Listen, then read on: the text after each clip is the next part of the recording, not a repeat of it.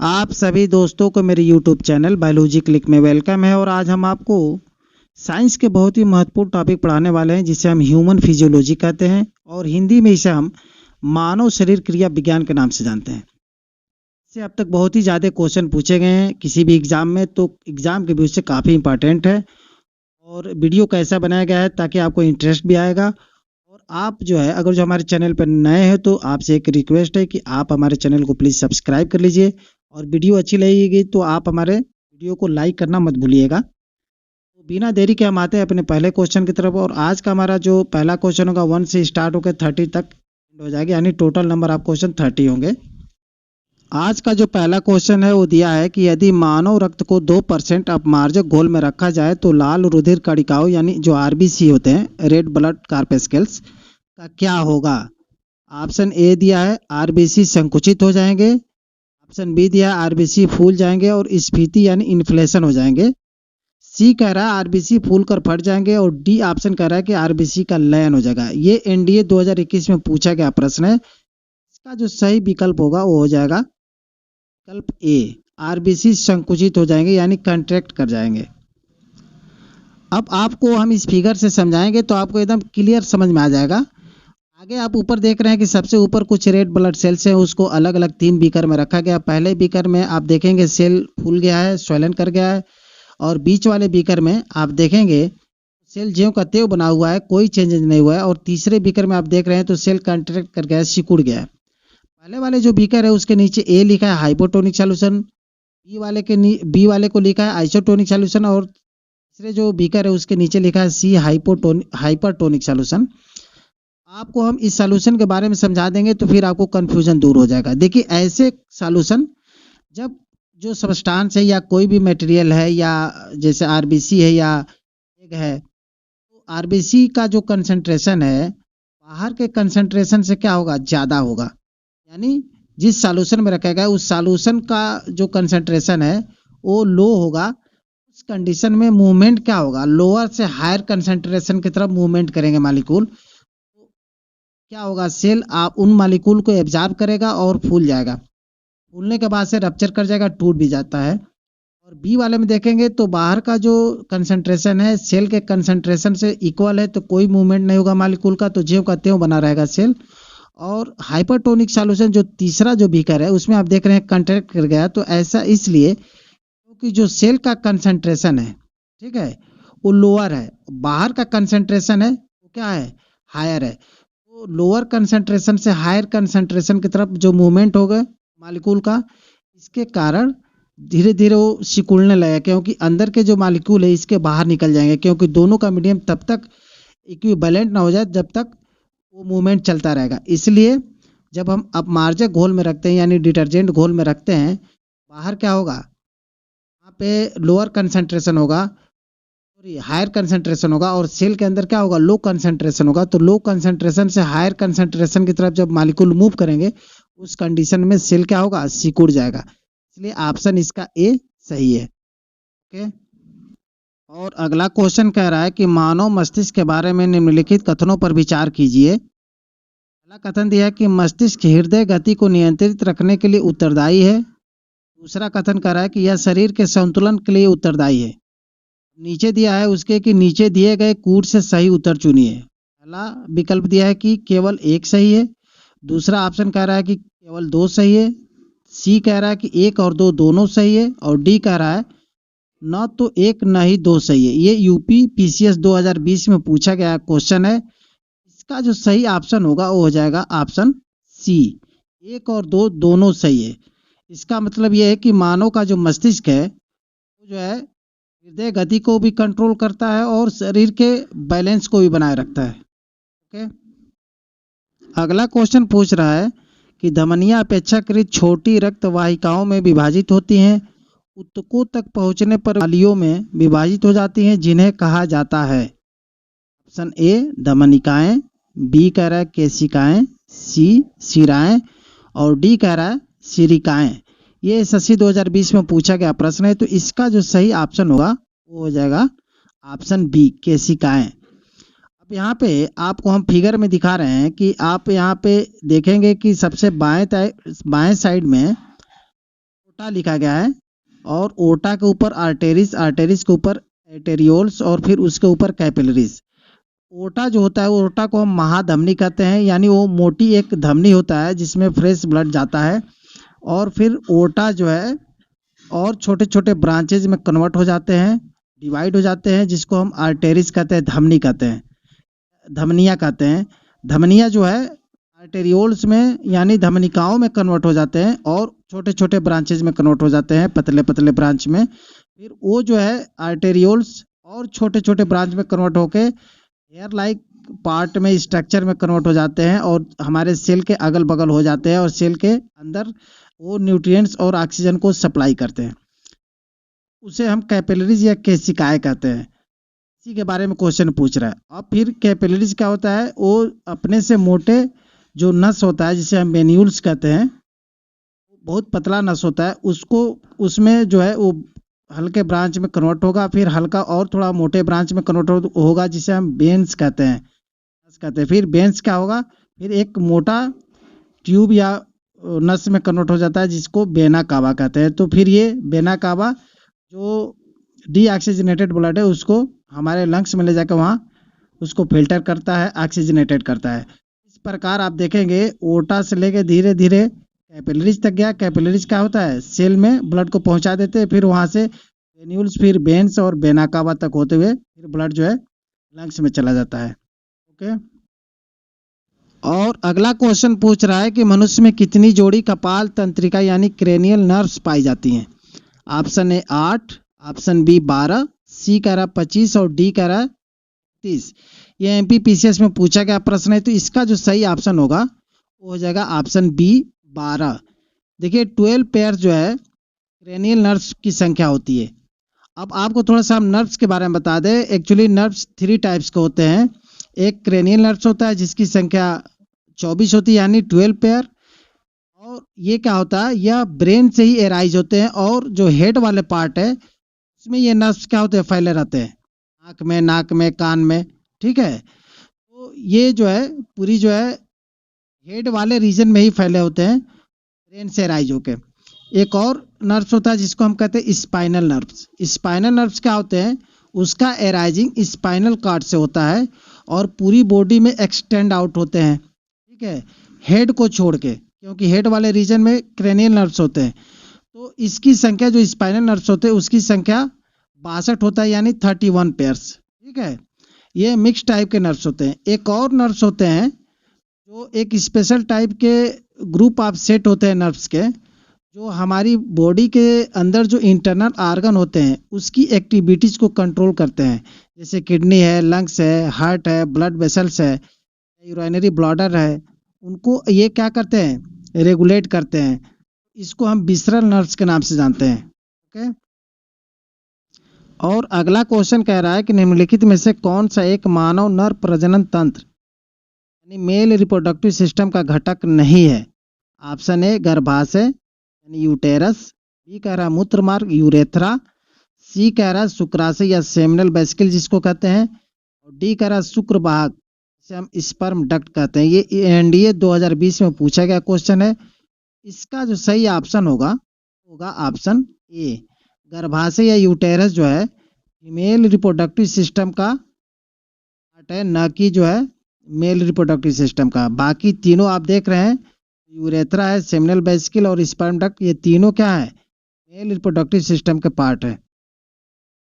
और अगला क्वेश्चन कह रहा है कि मानव शरीर में थायराइड ग्रंथि के पीछे कितनी पैराथायराइड ग्रंथियां होती है। ऑप्शन ए 4, ऑप्शन बी 5, सी कह रहा 6 और डी कह रहा 3। ये एसएससी 2020 में पूछा गया प्रश्न है, तो इसका जो सही ऑप्शन होगा हो जाएगा ऑप्शन ए 4।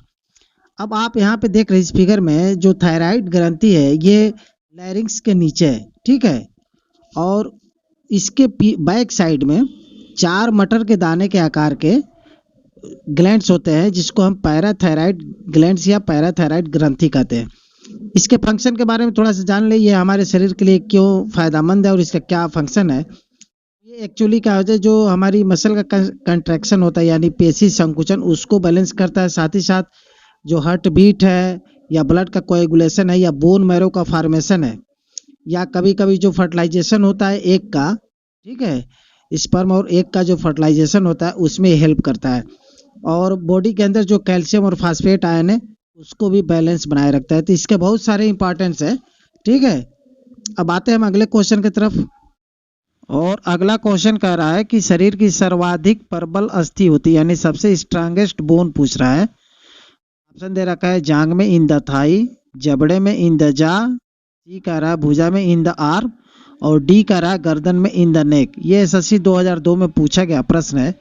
इसका जो सही ऑप्शन होगा वो हो जाएगा ऑप्शन बी, जबड़े में। जबड़े में सबसे ज्यादा स्ट्रांगेस्ट बोन पाया जाता है। ठीक है, और अगला क्वेश्चन पूछ रहा है कि मानव शरीर के किस भाग में सबसे छोटी हड्डी होती है। ऑप्शन ए कान ईयर में, बी कह रहा घुटने नी में, सी कह रहा अंगुली फिंगर में, और डी कह रहा नाक नोज में। ये आरआरबी 2019 में पूछा गया क्वेश्चन है। तो इसका जो सही ऑप्शन होगा वो हो जाएगा ऑप्शन ए, ईयर में या कान में सबसे छोटी हड्डी पाई जाती है जिसका नाम स्टेपिज होता है। इंपॉर्टेंट क्वेश्चन है। और अगला क्वेश्चन पूछ रहा है कि मानव शरीर की सबसे लंबी हड्डी है, यानी सबसे लॉन्गेस्ट बोन पूछ रहा है। ऑप्शन है स्टेपिस, बी कह रहा फिबुला, सी कह रहा टिबिया, और डी कह रहा फीमर। इसका जो सही ऑप्शन होगा वो हो जाएगा ऑप्शन डी, फीमर। देखिए जो जांघ की हड्डी होती है सबसे लंबी हड्डी होती है। ओके, और अगला क्वेश्चन कह रहा है कि निम्नलिखित में से कौन मानव के पैर की हड्डी नहीं है। ऑप्शन ए टिबिया, बी कह रहा है ह्यूमरस, सी कह रहा फीमर, और डी कह रहा है फिबुला। इसका जो सही ऑप्शन होगा वो हो जाएगा humerus, option B. Humerus actually क्या है कि अपर आर्म का यानी ऊपरी भुजा का हड्डी है, ना कि पैर की। बाकी तीनों जो है टिबिया, फीमर और फिबुला, ये तीनों जो है पैर की हड्डी है। ओके, और अगला क्वेश्चन पूछ रहा है कि ह्यूमरस अस्थि कहाँ पाई जाती है। ऑप्शन ए जांग थाई में, बी कह रहा है पिंडली साइन में, और सी कह रहा है ऊपरी भुजा अपर आर्म में, और डी कह रहा है अग्र भुजा फ्रंट आर्म में। इसका जो सही ऑप्शन होगा वो हो जाएगा ऑप्शन सी, अपर आर्म में। ह्यूमरस देखिए इसके पहले वाले क्वेश्चन में उसी के बारे में पूछा था, और इसमें ये पूछ रहा है कि कहाँ पाई जाती है। तो ये अपर आर्म में पाई जाने वाली बोन है। ओके, और अगला क्वेश्चन पूछ रहा है कि मानव शरीर में सबसे बड़ी हड्डी कौन सी है। देखिए ये रिपीटेड क्वेश्चन है। ऑप्शन दे रखा है निहाई इंकस, बी कह रहा है रकाब स्टेपिस, सी कह रहा है कान की हड्डी ईयर बोन, और डी कह रहा है जांघ की हड्डी थाई बोन। ये एसएससी 2019 में पूछा गया क्वेश्चन है। इसका जो सही ऑप्शन होगा वो हो जाएगा ऑप्शन बी, जांघ की हड्डी। जांघ की हड्डी सर्वाधिक बड़ी हड्डी होती है पूरे शरीर में, जिसे हम फीमर कहते हैं। ठीक है, और अगला क्वेश्चन पूछ रहा है कि टिबिया नामक हड्डी किसमें पाई जाती है। ऑप्शन ए खोपड़ी यानी स्कल में, बी कह रहा टांग लेग में, सी कह रहा भुजा आर्म में, और डी कह रहा मुंह माउथ में। ये आरआरबी 2004 में पूछा गया प्रश्न है। इसका जो सही ऑप्शन होगा वो हो जाएगा ऑप्शन बी, टांग या लेग में टिबिया फिबुला नामक हड्डी पाई जाती है। ओके, और अगला क्वेश्चन कह रहा है कि नवजात शिशुओं यानी जो न्यू बॉर्न्स बेबी होते हैं, हड्डियों की संख्या लगभग कितनी होती है। ऑप्शन ए 200, ऑप्शन बी 206, सी कह रहा 300, और डी ऑप्शन कह रहा है 350। तो इसका जो सही ऑप्शन होगा वो हो जाएगा ऑप्शन सी, 300। देखिए जो नवजात शिशु होते हैं उनमें जो हड्डियों की संख्या होती है उसमें 300 होती है, जबकि जो यंग मैन हो जाते हैं, जो बड़े होते हैं, तो जो छोटी छोटी हड्डियां होती है जुड़ के फिर सिंगल हड्डी बनती जाती है, और उनकी संख्या घटती जाती है। तो इस प्रकार से उनकी संख्या 206 हो जाती है यंग मैन की। बच्चों में इनकी संख्या 300 के आसपास होती है। ओके, और नेक्स्ट क्वेश्चन पूछ रहा है कि मनुष्य के शरीर में पसलियों यानी रिब्स के कितने जोड़े होते हैं, पेयर्स पूछ रहा है। ऑप्शन ए 12, ऑप्शन बी 10, सी कह रहा 14, और डी कह रहा 11। एमपीपीसीएस 1995 में पूछा गया प्रश्न है। इसका जो सही ऑप्शन होगा वो हो जाएगा ऑप्शन ए 12। ठीक है, जो मनुष्य की पसलियां होती हैं यानी रिब्स, जिसको हम बत्ता कहते हैं इसी भाषा में, उसकी संख्या 12 पेयर्स होती है यानी 24 होती है। ओके, और अगला क्वेश्चन पूछ रहा है कि वृद्धावस्था में मनुष्य की हड्डियां क्यों कमजोर हो जाती है। ऑप्शन ए आयोडीन की कमी से, बी कह रहा है लोहे की कमी से, सी कह रहा है कैल्शियम की कमी से और डी कह रहा है कोबाल्ट की कमी से। इसका जो सही ऑप्शन होगा वो हो जाएगा ऑप्शन सी, कैल्शियम की कमी से वृद्धावस्था में हड्डियां कमजोर हो जाती है। और अगला क्वेश्चन पूछ रहा है कि अस्थि यानी बोन्स में कौन सा लवण सर्वाधिक मात्रा में होता है। Option A calcium phosphate, B कह रहा है सोडियम क्लोराइड, सी कह रहा है फेरिक नाइट्रेट और डी कह रहा है मैग्नीशियम कार्बोनेट। इसका जो सही ऑप्शन होगा वो हो जाएगा option A, calcium phosphate. Bones में सबसे ज़्यादा मात्रा जो है कैल्शियम फास्फेट का होता है। और अगला क्वेश्चन पूछ रहा है कि अस्थियों एवं पेशियों को आपस में जोड़ता है, यानी बोन्स को मसल से जोड़ने वाला काम किसके द्वारा होता है। ऑप्शन ए लिगामेंट, बी कह रहा है टेंडन, सी कह रहा है उपास्थि यानी कार्टिलेज और डी कह रहा है एक नई छोटी पेशी। तो इसका जो सही ऑप्शन होगा वो हो जाएगा ऑप्शन बी, टेंडन। देखिए टेंडन के द्वारा जो मसल्स होते हैं वो बोन से जुड़ते हैं, जबकि बोन से बोन्स का जुड़ाव जो है लिगामेंट के थ्रू होता है। ओके।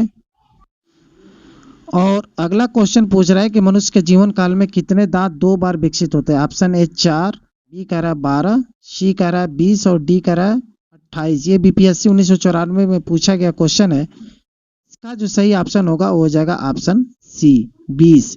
20 ऐसे दांत होते हैं जो जीवन में 2 बार निकलते हैं, यानी पहले परमानेंट नहीं होता है, 7 साल की उम्र में वो जम के टूट जाता है, उसके बाद दोबारा जब जमता है तब वो परमानेंट होता है। बाकी जो 12 दांत ऐसे होते हैं वो शुरू से ही परमानेंट होते हैं। अब थोड़ा सा हम आपको दांतों के बारे में बता दें, दांत कितने प्रकार के होते हैं। तो दांत एक्चुअली 4 प्रकार के होते हैं, इंसिसर, कैनाइन, प्रीमोलर्स और मोलर्स। आप इसको आईसीपीएम से याद रख सकते हैं, 4 2 4 6। यानी एक जबड़े में अगर जो इंसिसर कितना होगा 4 होगा, कैनाइन कितना होगा 2 होगा, फिर जो पी से होता है प्रीमोलर्स की संख्या होगा 4 और उसके बाद से मोलर्स की संख्या होगी 6। तो ऐसे 4 2 4 6 याद रखेंगे तो एक तरफ हो जाएगा 16, फिर उसको दूसरे जबड़े में भी उतना ही 16 कर देंगे तो टोटल नंबर ऑफ टीथ कितने हो जाएंगे 32 हो जाएंगे, 32 दांत। ओके। और अगला क्वेश्चन पूछ रहा है कि मानव शरीर में पाचन का अधिकांश भाग किस अंग में संपन्न होता है। ऑप्शन ए पेंक्रियाज, बी कह रहा है बड़ी आंत यानी लार्ज इंटेस्टाइन, सी कह रहा है छोटी आंत स्मॉल इंटेस्टाइन, डी कह रहा है आमाशय स्टोमक। ये यूपी पीएससी 1991 और आरआरबी 2005 में पूछा गया क्वेश्चन है। इसका जो सही ऑप्शन होगा वो हो जाएगा ऑप्शन सी, स्मॉल इंटेस्टाइन या छोटी आंत में पाचन का अधिकांश भाग संपन्न होता है, यानी उसी में जाके कंप्लीट होता है और वहीं से एब्जॉर्ब होके ब्लड स्ट्रीम के थ्रू जो है ब्लड में जाता है। ब्लड उसको जो है डिफरेंट जो बॉडी के सेल्स होते हैं उस सेल्स तक उसको पहुंचाते हैं और वहां से न्यूट्रिएंट्स की सप्लाई होता है। ओके। और अगला क्वेश्चन पूछ रहा है कि मनुष्य में पाचन क्रिया कहाँ प्रारंभ होती है। ऑप्शन ए मलाशय जिसे हम रेक्टम कहते हैं, बी कह रहा आमाशय स्टोमक, सी कह रहा मुख माउथ और डी कह रहा पक्वाशय डुडेनम। इसका जो सही ऑप्शन होगा वो हो जाएगा ऑप्शन सी, मुख या माउथ में ही, आपके मुंह में ही पाचन का क्रिया प्रारंभ हो जाता है। अच्छा, पाचन किसको कहते हैं, डाइजेशन। जब बड़े बड़े जो मालिक्यूल्स होते हैं या कॉम्प्लेक्स मालिक्यूल्स जो होते हैं वो सिंपलर फॉर्म में जो ही टूटते हैं उसी को तो हम डाइजेशन कहते हैं, पाचन कहते हैं। मुख में ही बड़े जो मालिक्यूल है, रोटी का टुकड़ा, आप क्या करते हैं उसको सिंपल और स्मॉलेस्ट फॉर्म में पहले मुंह में ही कन्वर्ट कर देते हैं, इसलिए पहला जो डाइजेशन होता है वो माउथ से ही शुरू हो जाता है। ओके। और नेक्स्ट क्वेश्चन कह रहा है कि मानव की पाचन नली यानी डाइजेस्टिव ट्रैक्ट लगभग कितने फीट लंबी होती है। ऑप्शन दे रखा है, ऑप्शन ए 16, बी कह रहा 18, सी कह रहा 22 और डी कह रहा 32। का जो सही ऑप्शन होगा वो हो जाएगा ऑप्शन डी, 32 फीट। ठीक है। और अगर जो मीटर में पूछे तो आप इसे 9 मीटर लगाइएगा, लेकिन वो फीट में 30 फीट अगर जो पूछे यानी 30 फीट तो वो भी ऑप्शन आप टिक कर दीजिएगा, अगर जो 32 फीट ना हो ऑप्शन में तब। आपको हम बता दें कि डाइजेस्टिव ट्रैक्ट उसको कहते हैं जो माउथ से एलिमेंट्री कैनाल शुरू होकर एनस तक एंड होता है, उसी घुमावदार जो नलिकाएं होती है, स्ट्रक्चर होती है, उसी को हम डाइजेस्टिव ट्रैक्ट कहते हैं। वो माउथ से शुरू होता है और एनस पे जाके एंड होता है। कभी कभी एग्जाम ये भी पूछ देता है कि जो स्मॉल इंटेस्टाइन है कितने फीट लंबी होती है? स्मॉल इंटेस्टाइन जो डाइजेस्टिव ट्रैक्ट है उसमें सबसे लंबी वो संरचना होती है स्मॉल इंटेस्टाइन की, जो लगभग 22 फीट के अप्रॉक्स होती है, और मीटर में देखें तो 7 मीटर। ओके। और अगला क्वेश्चन पूछ रहा है कि मुख में मंड यानी स्टार्च का शर्करा में पाचन किसके द्वारा होता है? ऑप्शन दे रखा है, ऑप्शन ए एमाइलेज, बी कह रहा है टाइलिन, सी कह रहा है पेप्सिन और डी कह रहा है लाइपेज। इसका जो सही ऑप्शन होगा वो हो जाएगा ऑप्शन बी, टाइलिन। टाइलिन एक ऐसा एंजाइम है जिसका नाम सिलेबरी एमाइलेज भी है।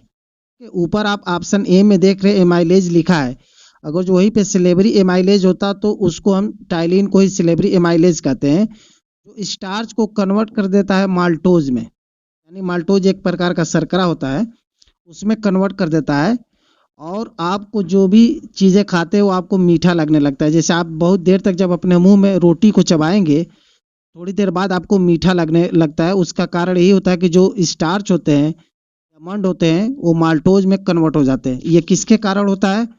एक टाइलिन नामक एंजाइम के द्वारा। ओके। और अगला क्वेश्चन पूछ रहा है कि पाचन तंत्र का हिस्सा नहीं है, यानी डाइजेस्टिव सिस्टम का पार्ट कौन नहीं है? ऑप्शन दे रखा है, ऑप्शन ए यकृत, लीवर, तासे जिसे हम गाल ब्लाडर कहते हैं, सी कह रहा है कार्निया, और डी कह रहा है आंत यानी इंटेस्टाइन। ये काफ़ी इजी क्वेश्चन है, इसका जो सही विकल्प हो जाएगा वो हो जाएगा ऑप्शन सी, कार्निया। कार्निया आंख का पार्ट है, न कि डाइजेस्टिव सिस्टम का पार्ट है। बाकी तीनों जो है लीवर, गाल ब्लाडर और इंटेस्टाइन डाइजेस्टिव सिस्टम के पार्ट है। और अगला क्वेश्चन पूछ रहा है कि मानव शरीर में उस एंजाइम का नाम बताएं कार्बोहाइड्रेट को तोड़ने में मदद करता है। ऑप्शन ए दिया है प्रोटीएज, बी कह रहा है लाइपेज, सी कह रहा है पेप्टिडेज और डी कह रहा है एमाइलेज। एसएससी 2019 में पूछा गया क्वेश्चन है, तो इसका जो सही ऑप्शन होगा हो जाएगा ऑप्शन डी, एमाइलेज। एमाइलेज ऐसा एंजाइम है जो कार्बोहाइड्रेट को तोड़ने में मदद करता है। इससे पहले आप एक और स्टार्च के बारे में पढ़े थे कि स्टार्च को कन्वर्ट कर देता है माल्टोज में, उस एंजाइम का नाम है सिलेबरी एमाइलेज या टाइलिन। ठीक है। ये जो एमाइलेज है ये पेंक्रियाटिक जूस से निकलने वाला एमाइलेज है, और इसके लिए जो मीडियम होता है वो क्षारीय मीडियम होता है, उसमें ये काम कर देता है। और ये भी जो पॉलीसेकेराइड जो कार्बोहाइड्रेट होते हैं उसको माल्टोज में या डाइसेकेराइड में कन्वर्ट कर देता है। ओके।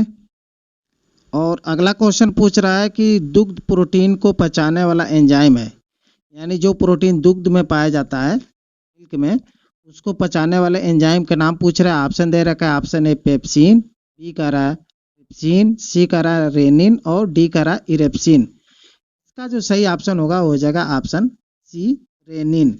रेनिन ऐसा एंजाइम है जो दूध में पाए जाने वाले प्रोटीन को डाइजेस्ट कराता है। ओके।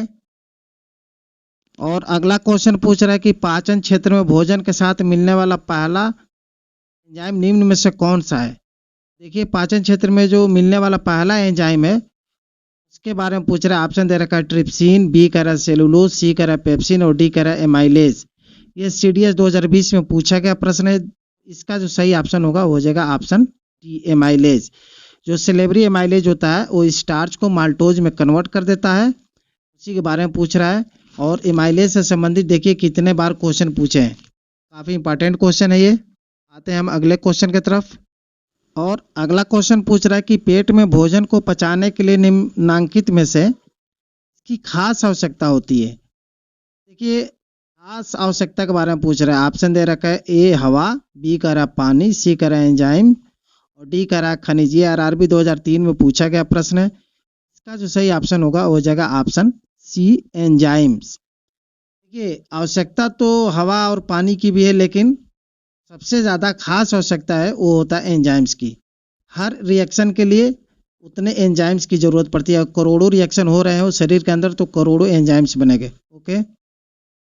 और इस वीडियो का अंतिम प्रश्न पूछ रहा है कि मानव शरीर में भोजन का रक्त द्वारा अवशोषण कहाँ सर्वाधिक होता है?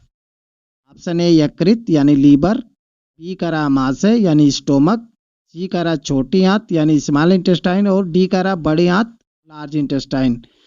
इसका जो सही ऑप्शन होगा वो हो जाएगा ऑप्शन सी, छोटी आंत या स्मॉल इंटेस्टाइन में जो रक्त द्वारा अवशोषण होता है फूड मॉलिक्यूल्स का सबसे ज़्यादा होता है। और वहीं पे कंप्लीट डाइजेशन भी होता है स्मॉल इंटेस्टाइन में। दोनों आप बातें याद रखिएगा। और आपको हम बता दें कि जो इनर सरफेस होता है स्मॉल इंटेस्टाइन का, उस पे कुछ फिंगर लाइक प्रोजेक्शन होते हैं, जो अंगुली होता है वैसे ही प्रोजेक्शन वहाँ पे उभार बना होता है, जिसे हम बिलाई कहते हैं। और बिलाई के चारों तरफ ब्लड स्ट्रीम दौड़े होते हैं। उस ब्लड स्ट्रीम के थ्रू जो फूड मॉलिक्यूल्स होते हैं उसको एब्जॉर्ब कर लिया जाता है, और वहाँ से फिर ब्लड में उसको डिजॉल्व करके पूरे बॉडी में सर्कुलेट कर दिया जाता है, और जितने बॉडी के सेल्स होते हैं वहाँ तक उस फूड मॉलिक्यूल को पहुँचा दिया जाता है। फिर आगे नेक्स्ट स्टेप हो जाता है माइटोकॉन्ड्रिया द्वारा, और हमको एनर्जी मिल जाती है। ठीक है, तो इस प्रकार कंप्लीट डाइजेशन हो जाता है। अगर जो वीडियो अच्छी लगी है तो आप हमारे इस वीडियो को लाइक कर दीजिए, और अगर चैनल पे नए हैं तो प्लीज़ हमारे चैनल को सब्सक्राइब कर दीजिए, और बेल आइकन को प्रेस करना मत भूलिएगा कि आने वाली वीडियो का नोटिफिकेशन आपको मिलता रहे। तो आते हैं फिर बहुत ही जल्दी अगला वीडियो लेकर, तब तक के लिए आपको थैंक यू।